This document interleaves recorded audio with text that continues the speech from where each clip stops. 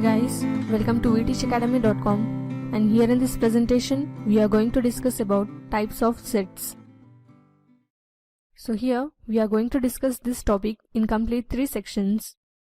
So first we are going to revise the concept of sets, and then we are going to discuss about description of sets, and then we are going to learn about the different types of sets. So first, coming to the introduction of the sets, we already know a set is a well-defined collection of objects. So here the objects are nothing but the elements of a set. Now let me explain this concept with the help of an example over here. So here we have the example as the set of multiples of 6. And now let us name the set A and write the multiples of 6. So here we have the multiples of 6 as 0, 6, 12, 18, 24, and then so on.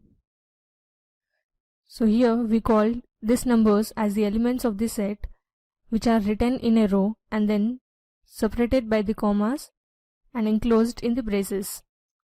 As the set contains the multiples of 6, we can write here x such that x is the multiples of 6. And now coming to the next example, here we have P is the set of all the prime numbers less than 10. So here let us write the prime numbers which are less than 10, 2, 3, 5, 7. So here we can write this in a set builder form as x such that x is the set of prime numbers and where x is less than 10. And now coming to the next section, here we are going to discuss about description of sets. So here we can write the set in two forms, roster form and the set builder form. Now first let me explain about roster form. So in this method all the elements of a set are written in a row and then separated by the commas and enclosed with the braces. So here we have the example as A is a set of elements consisting the numbers 2, 4, 6, 8. So let us write here the set A with the numbers 2, 4, 6, 8. And here in this method a set is described by some common property to all the elements.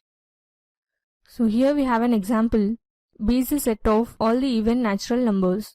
So here in the set builder form, we represent all the even natural numbers with the common letter x, and we can write this in a set builder form as x such that x is an even natural numbers.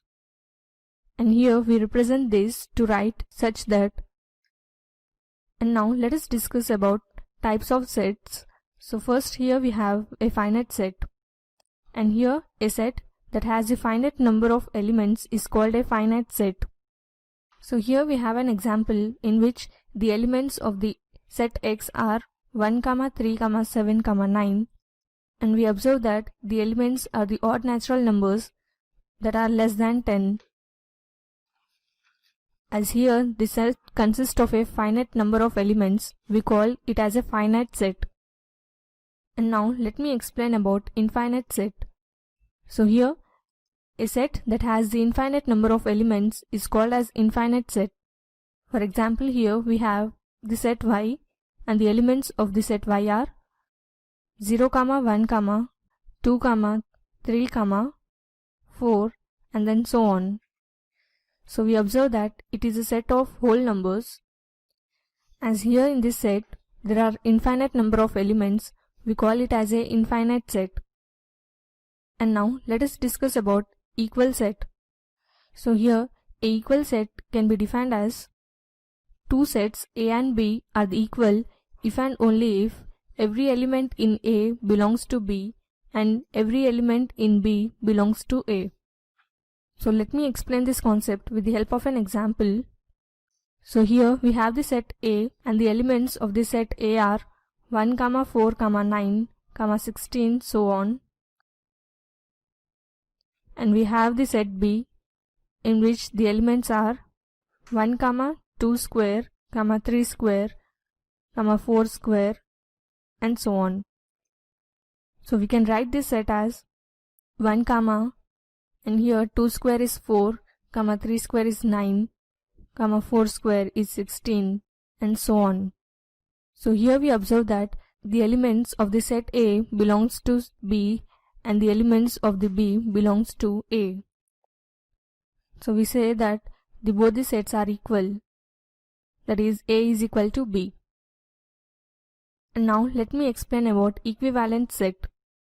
So here two sets A and B are said to be an equivalent set if they have same number of elements. So here we have an example.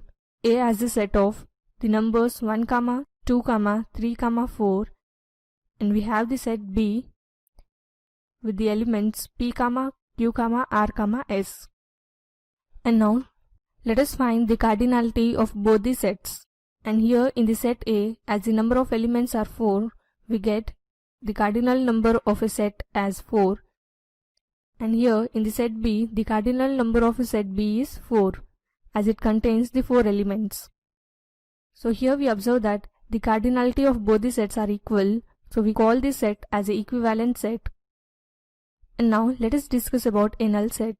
So here a null set is defined as a set with no elements in it.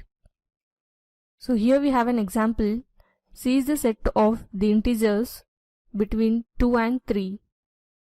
So we already know that there are no elements between 2 and 3.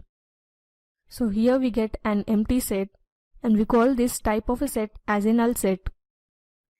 And here we represent this symbol to write a null set. So here we have the next type of a set as a subset. So here a set B is called as a subset of A if and only if every element of A is also an element of B. And now let me explain this with the help of an example. So here we have the set A with the elements 1, 2, 3, 4, 5, 6, 7, 8, and so on. And here we have the elements in the set B as 2, 4, 6, 8, and so on. So here the elements of B belongs to the set A. So we say that B is a subset of the set A. And here we have the next set as a proper subset. So here a proper subset can be defined as a set Y subset to X, and when Y is not equal to X, then we'll call Y is a proper subset of X. And now let us consider an example here. We have the set X with the elements 1, 2, 3, 4, 5, and we have the set Y with the elements 2, 3, 4. Here we observe that every element of Y, that is 2, 3, 4, is also an element of X. Therefore we call Y is a subset of X. And here further we note that there are two more elements that are in X and not in Y. They are 1 and 5. And then we call Y is not equal to X, as the elements of Y are not in X. So in such cases we call Y is a proper subset of X. And now let us discuss about a power set. So here a power set is a set of all the subset of a set. So here we have the elements of the set A as 1, 2, 3, and the number of elements in this set are 3. Now let us write the subset of this set A. So we already know that the empty set, that is a null set, is a subset of any other set. And we also know that every set is a subset to itself. So here the set A 1, 2, 3 will be a subset of this set. And now let us write the other subset of the set A. So we have the other subset as 1, 2, and the set 3, and the set 1, 2, 2, 3, and 3, 1. So here we have total 8 subset of the set A, and we can represent 8 as 2 cube. and here these 3 represent the number of elements in the set. So we can say here, if there are n elements in a set, the number of subset of that set is 2 power n. And now let us discuss about universal set. So here a universal set can be defined as the set containing all the objects or the elements and of which all the other sets are the subsets. Now let us consider a set V, and the elements in the set V are 0, 1, 2, 3, 4, so on. So here from this set we can write the set of natural numbers which starts from 1. So here we get 1, 2, 3, 4 and so on as a set of natural numbers. And we can also write here the set of even numbers. So here the elements in this set will be 2, 4, 6, 8 and so on. And further we can write the set of odd natural numbers which starts from 1, and we get the elements here as 1, 3, 5, 7 and so on.